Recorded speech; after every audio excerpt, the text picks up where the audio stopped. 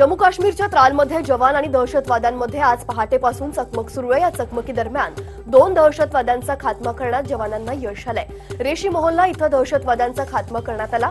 परिसरात काही दहशतवादी लपून बसल्याची माहिती सुरक्षा दलांना मिळाली आणि त्यानंतर ही कारवाई करण्यात आली आहे। सुरक्षा दल आणि दहशतवाद्यांमध्ये त्राल परिसरात मंगळवारी पहाटे चकमक सुरू झाली। जवानांनी या परिसराला घेराव घातला, त्यानंतर परिसरात शोध मोहीम सुरू करण्यात आली। एनटीआरओनुसार बालाकोटमध्ये भारतीय हवाई दलानं केलेल्या हल्ल्यात 300 दहशतवादी ठार झाले। एनटीआरओनुसार हल्ल्याच्या ठिकाणी 300 मोबाईल कार्यरत होते। राजस्थान सीमेवर पाकिस्तानी लष्कराचं ड्रोन पाडण्यात आल्याची माहिती समोर येते। आज सकाळी 11:30 वाजता ही घटना घडली। युनायटेड नेशन सिक्युरिटी काउन्सिलच्या दबावाखाली पाकिस्ताननं फ्रीजिंग अँड सीझर ऑर्डर काढली आहे। हाफिज सईद आणि जमात उल दावाला 13 वर्षांपूर्वी यूएननं नामांकित दहशतवादी म्हणून घोषित केलं होतं। जंगलात एअर स्ट्राईक केलं असता तर पाकचं प्रत्युत्तर आलं असतं का, असा प्रश्न air chief marshal BS Dhanoa यांनी केलाय। कोईम्बतूरमध्ये आयोजित पत्रकार परिषदेत ते बोलत होते। दहशतवाद्यांचे मृतदेह मोजणं आमचं काम नाही, असंही त्यांनी स्पष्ट केलंय। भारतानं पाकिस्तानातील बालाकोटमध्ये केलेल्या एअर स्ट्राईकमध्ये नेमके किती दहशतवादी मारले गेले त्याचा अधिकृत आकडा समोर आलेला नाही। भाजपचे राष्ट्रीय अध्यक्ष अमित शहा यांनी भारताच्या एअर स्ट्राईकमध्ये 250 पेक्षा जास्त दहशतवाद्यांचा खात्मा झाल्याचा दावा केलाय। अमित शहांच्या वक्तव्यामुळे देशात अस्थिरता येईल अशी प्रतिक्रिया शरद पवारांनी अमित शहांनी केलेल्या दाव्यावर दिली आहे। तसंच लोकांना अपूर्ण माहिती देणं अयोग्य असून संरक्षण मंत्र्यांनी सांगितलं तर गांभीर्यानं घेतलं असतं, असंही शरद पवार म्हणतात। भारतीय हवाई दलानं पाकिस्तानातील बालाकोटमध्ये केलेल्या एअर स्ट्राईकवरून देशात राजकारण रंगलंय।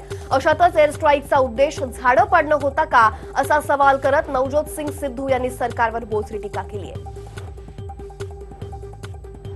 पुलवामा आणि त्यानंतर झालेल्या एअर स्ट्राईकवरून राजकारण रंगलेलं असताना काँग्रेसची मात्र डोकेदुखी वाढली आहे। कारण काँग्रेसचे दिग्गज नेते दिग्विजय सिंग यांनी तसं ट्विट केलंय। या ट्विटमध्ये त्यांनी म्हटलंय, पुलवामा दुर्घटनेनंतर आपल्या हवाई दलानं केलेल्या एअर स्ट्राईकबाबत आंतरराष्ट्रीय मीडिया प्रश्न उपस्थित करते, जे आपल्या सरकारच्या विश्वासार्हतेवर प्रश्नचिन्ह आहे, अशा प्रकारचं वादग्रस्त ट्विट केलेलं आहे।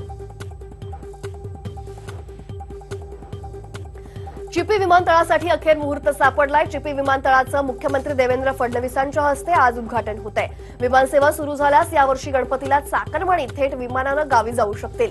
यावेळी केंद्रीय मंत्री सुरेश प्रभू, उद्योग मंत्री सुभाष देसाई, खासदार विनायक राऊत उपस्थित असतील।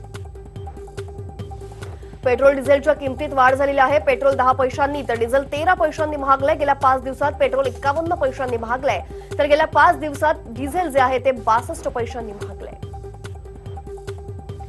मराठवाड्यात दुष्काळाची भीषणता वाढलेली आहे। गेल्या 2 महिन्यात तब्बल 115 शेतकऱ्यांनी आत्महत्या केली आहे। दिवसाला सरासरी 2 शेतकरी आत्महत्या करतायत। जायकवाडी धरणात 5% पाणीसाठा शिल्लक आहे। टँकरद्वारे 25 लाख लोकांची तहान भागतीये। शेतीला पाणी पुरत नाहीये, त्यामुळे शेतकरी हतबल झाले। इंदापूर तालुका पाण्यासाठी होरपळतोय। ज्यांच्या मनगटात पाणी आहे तोच इंदापूरच्या जनतेला पाणी देऊ शकतो, अशा शब्दात माजी सहकार मंत्री हर्षवर्धन पाटलांनी राष्ट्रवादीचे आमदार दत्तात्रय भरणे यांच्यावर निशाणा साधलाय।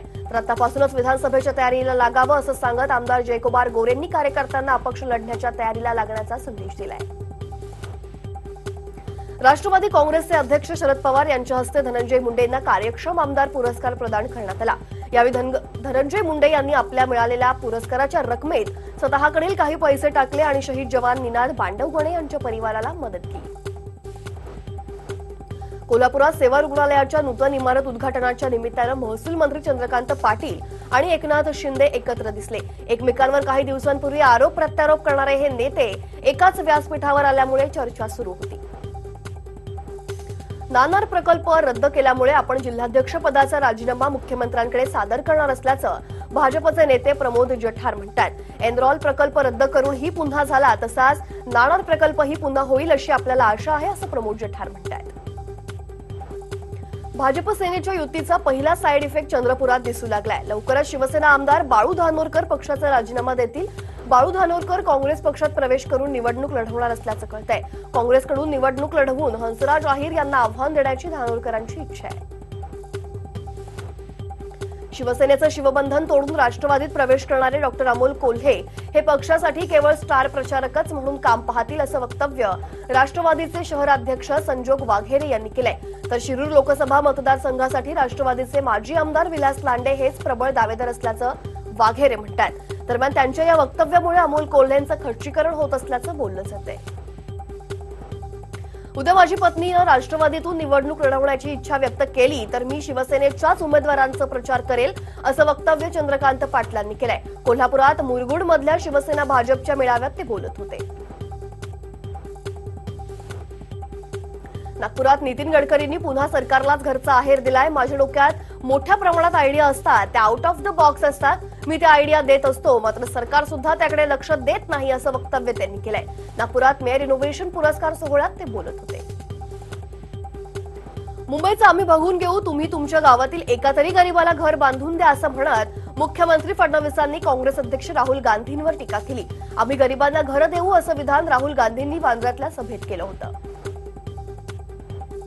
मराठा समाजासाठीच्या मागासवर्गीय अहवालातील सर्व्हे आणि आकडेवारी विश्वसनीय असून आयोगानं गावोगावी जाऊन पाहणी करत माहिती गोळा केल्याचा युक्तिवाद सरकारी वकील अनिल साखरेंनी केलाय. ओबीसींच्या आरक्षणाला हात न लावता सरकारनं मराठा समाजाला 16% आरक्षण दिल्याचंही म्हटलंय.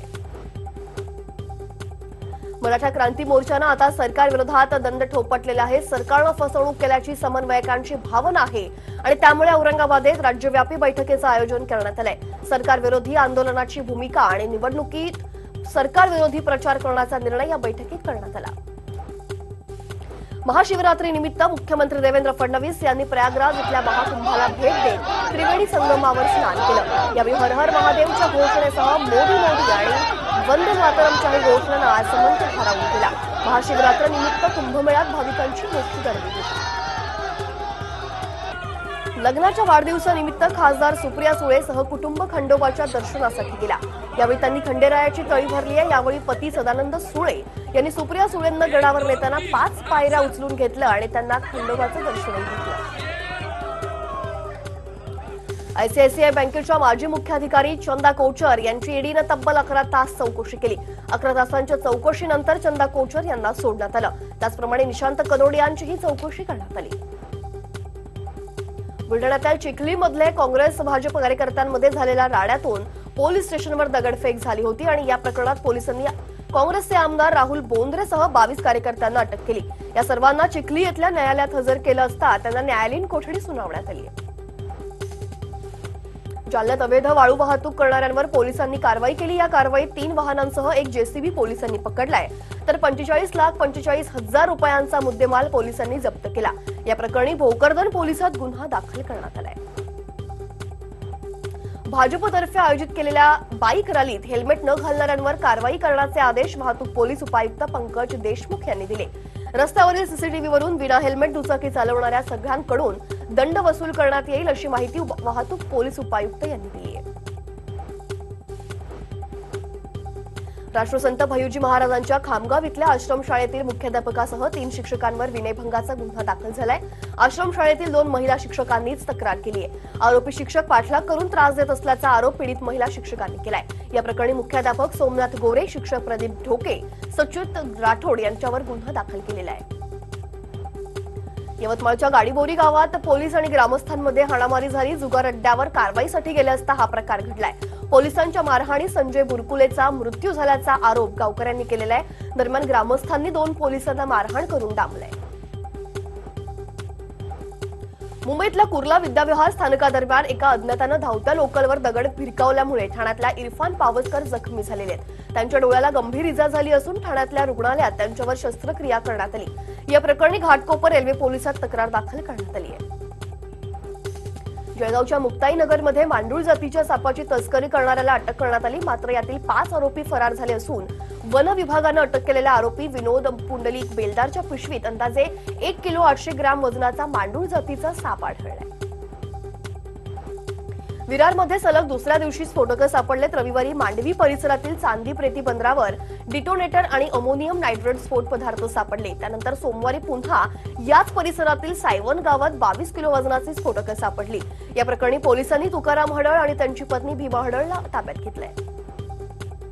महाशिवरात्रीच्या दिवशीच बीड जिल्ह्यात 2 शेतकऱ्यांनी आत्महत्या केलेली आहे. खर्डेवाडीचे महादेव भोसले, पिंपरखेडच्या दामू शिंदे यांनी दुष्काळ आणि नापिकीला कंटाळत आत्महत्या केली. नागपूरच्या नरखेड तालुक्यातल्या मधल्या गावात एका वृद्ध शेतकऱ्यानं आजारपण आणि कौटुंबिक समस्येतून आत्महत्या केली.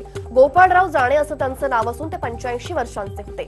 शेतावर स्वतःचं सरण रचून जाळून घेत त्यांनी आत्महत्या केली. त्यामुळे एकच हळहळ व्यक्त होतीये.